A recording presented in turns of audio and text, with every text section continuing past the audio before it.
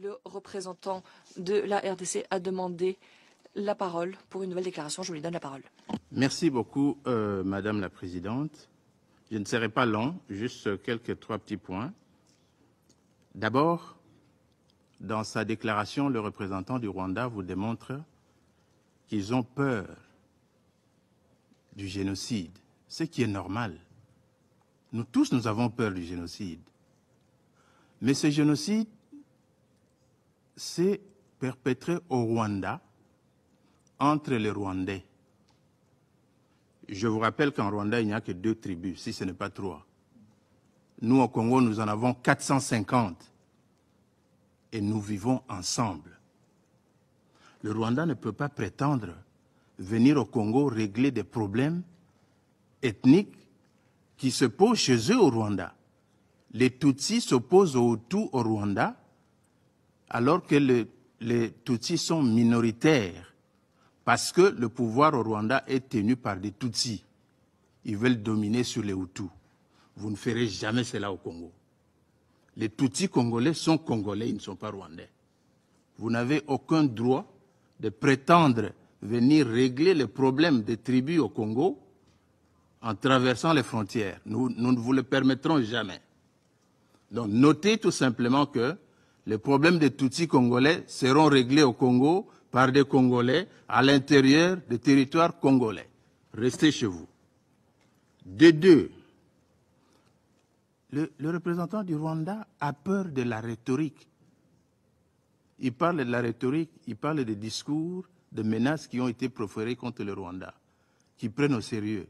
Mais eux, ils ont envahi le territoire d'un pays. Ils sont sur le territoire de ce pays avec armement, avec troupes, avec des lance-missiles, des lance-roquettes. Et ils ont peur de la rhétorique. Nous prenons bonne note de cela.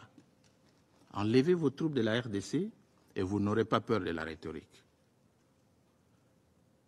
Alors, je pense que, en ce qui concerne le blocage du processus de Luanda, tout le monde, ce conseil notamment, est témoin que le Rwanda, qui dans sa folie de grandeur, a continué à armer les M23 pour bloquer le processus de Luanda, dans lequel nous étions tous engagés. Ce processus a des étapes. D'abord, la cessation des hostilités, le cantonnement de M23, le retrait des troupes rwandaises du territoire congolais, et ainsi de suite. Mais ils n'ont obéi à rien. La vérité, tout le monde le sait, c'est un secret de polichinelle. Les Rwandais sont au Congo pour piller les richesses, les minéraux stratégiques qui gisent dans le sous-sol de la République démocratique du Congo. Rien de plus, nous le savons. Tous les alibis qui sont en train d'avancer, les Tutsis, vous avez vu un Tutsi maltraité au Congo où? Nous avons 450 tribus. Pourquoi on ne va maltraiter qu'un Tutsi? Parce que le Tutsi est le plus important du monde.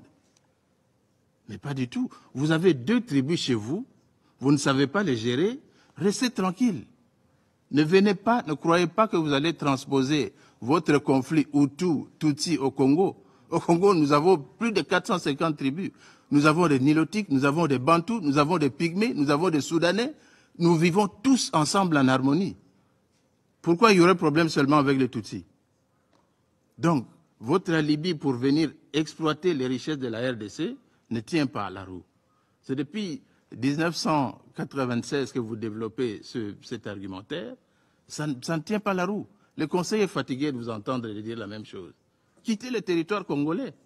Vous vous êtes assez enrichi comme ça suffit quand même. Chaque chose a une fin. Merci, Madame la Présidente. Je remercie le représentant de la République démocratique du Congo de sa déclaration.